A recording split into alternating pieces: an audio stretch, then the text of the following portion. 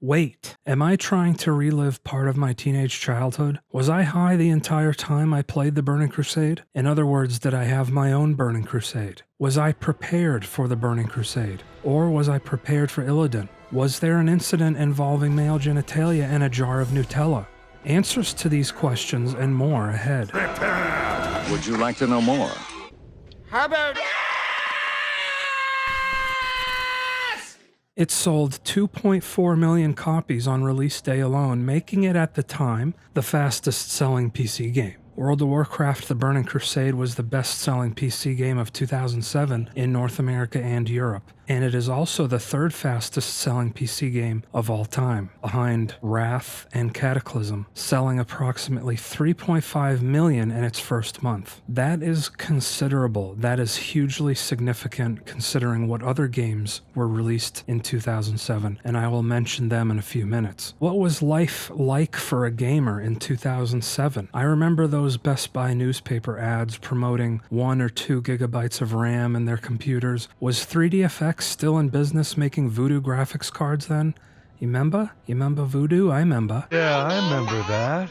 That's how old it feels. Were people still using Celeron processors? Crank That from Soulja Boy and Umbrella from Rihanna were top songs in 2007.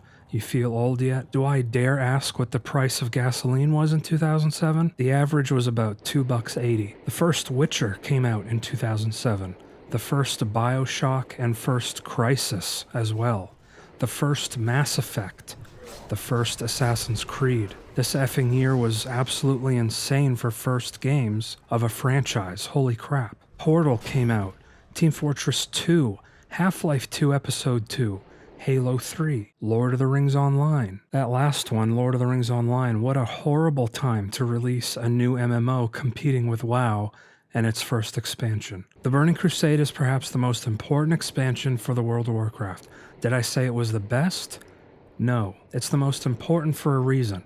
It's the first expansion after all, and it extends the lore, story, and character arcs from Warcraft 3, Reign of Chaos. The Burning Crusade boasts 2 new playable races and racial perks. Illidan and the Burning Legion make for badass, compelling enemies. The huge new world of Outland, formerly Draenor, impresses with its scale and diverse micro-ecosystems in each zone. There is a ton of new quest and story content all over Outland, waiting to be explored and experienced. The hub city of Shattrath is alive and diverse, and illustrates the very generous, light-inspired nature of the Naru and Draenei. Sorry, Blood Elves. Critics noted how different Outland was from Azeroth and felt the expansion was tacked on, or the transition from Azeroth to Outland wasn't smooth. The scenery and environments in Burning Crusade were praised, though, and places like Shattrath were called breathtaking. I agree. This expansion included flying. Was there anything more liberating and more satisfying than being able to fly in the world of Warcraft? Finally, this game people were playing for some 3 years could be experienced from above, and travel times became a small fraction of what ground mount times were. That was the massive carrot on a stick for players here, being able to fly on some very beautiful mounts. Seeing someone else take off from the ground with their flying mount filled you with huge amounts of awe and envy. Would you like to know more? This time around, there's plenty of positive news to report about the Burning Crusade Classic. World PvP is very active, at least on my server. Every zone that has some world PvP baked into it is usually busy and bustling. As for me, I'm taking my time to perfect a beat and taking my time to enjoy as many quests as possible, their lore and context included. I'm only a few hours in and I'm only halfway to level 70, and I've already experienced a ton of really funny, interesting quests. I performed an exorcism on a colonel. I got a new plant named after me by one of the Cenarian druids. I partied with a random gnome. Let's talk about Nagrand, or Nagrand, my favorite zone until Wrath of the Lich King Northrend came out. It's beautiful and cinematic from almost every angle. Telaar is also beautiful from every angle. Outland was most likely designed with flying in mind, so you could truly take in the sights from every angle, including from above. The music in Nagrand is ethereal, haunting, and really cool. What a cool experience in general.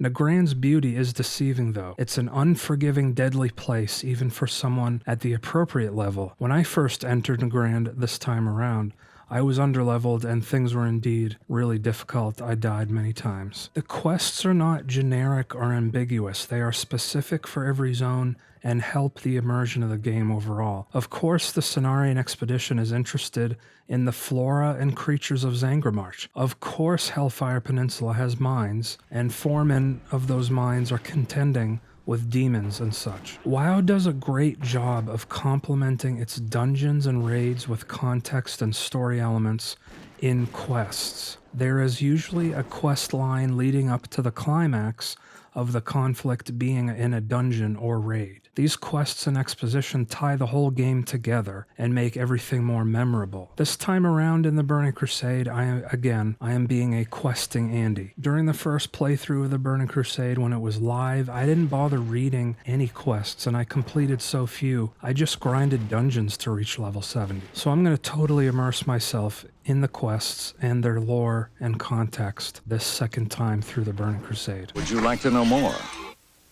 I was living alone for the very first time in a decent second floor apartment in a 2-story building. The top floor is always the best. This is more expensive and not everyone can get lucky, but I was. I don't want my ceiling to sound like elephants bowling and roller skates after all. That's what all neighbors above you sound like in an apartment, especially when you are high as a kite on the moon. Yes, this was my first year of college and almost every other day I was communing with the jazz cabbage, the green muse. This happened for the entire year of my accelerated associate's degree in recording arts, which wasn't an art degree though. It's a science degree, which I'm told is more desirable and valuable. Anyways, this was my very own Burning Crusade. What a time to be alive for an expansion to the most popular MMO, nay, the still reigning king of MMOs world of Warcraft. My friend and I rushed to Target. The promotional display for the Burning Crusade still had boxes in it. We both got a copy. As if I was even ready for an expansion to this game though. I was a newbie, a noob, or noob. I played a shaman and rogue. I didn't know jack about classic WoW lore. What the F was Grand Marshal? What's an AQAnon 20 or AQAnon 40? Do I use staves as a shaman? Do rogues always do it from behind? None of that mattered to me at the time though, because this game had totally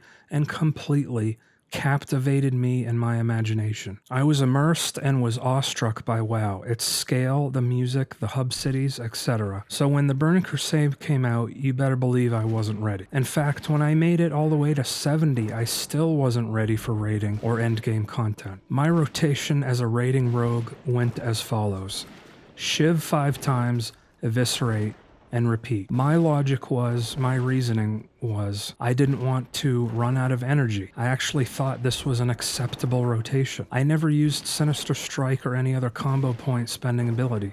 My DPS was around 700. It was about half of what it should be. When I finally broke this incredibly bad habit, I finally realized Rogue's true potential. My DPS more than doubled after that. At this time, the expansion had already been out so long, it was about to receive a large patch to nerf every boss by 30% health, and Rogues are about to get killing spree.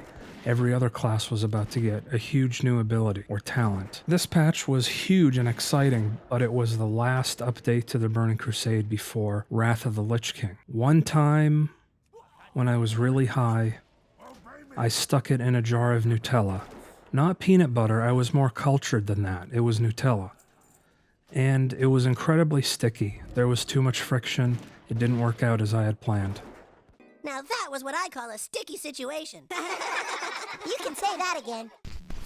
All in all, I'd say it's been a pretty successful launch of WoW Classic and Burning Crusade Classic. It's been successful for Blizzard. The meta of Classic and Burning Crusade is drama. Yes, the meta is drama. That's the metagame. But that's okay. There are enough people in this community that played Classic and that play Burning Crusade Classic. There are enough people that are nice and generous and at least somewhat civil. So maybe I'll see you out there in the Outlands on ATISH, whatever that name is. That's the name of the server. And until my next video, I will see you later.